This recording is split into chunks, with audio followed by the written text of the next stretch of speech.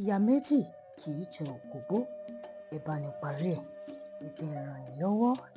Ìyá méjì kì í jẹ òkóbó, tí ò bá lóko yóò lóko. Ní èdè Gẹ̀ẹ́sì, an impotent person doesn't suffer two fates. If he doesn't have an erection, he will have a farm.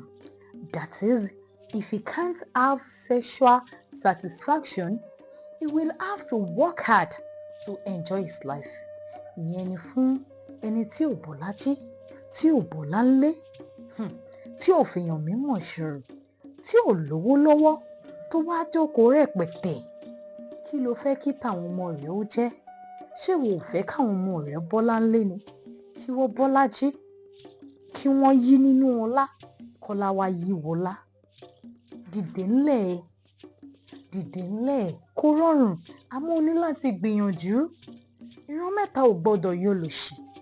Dìde ńlẹ̀, o ò lówó lọ́wọ́, o ò mọ̀ọ̀yàn, ẹbí rẹ ò lówó, o ò tún wá ṣiṣẹ́. Kí lo fẹ́ káwọn ọmọ rẹ bá? You don't have money. You are not influential. You are not connected. You are not born with a silver spoon. And you feel relaxed.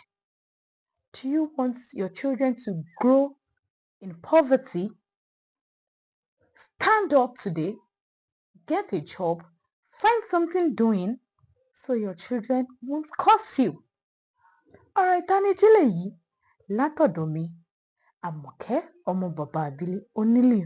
Ó tún dìgbà kan náà, ẹ máa yáṣẹ́ o. Ire o.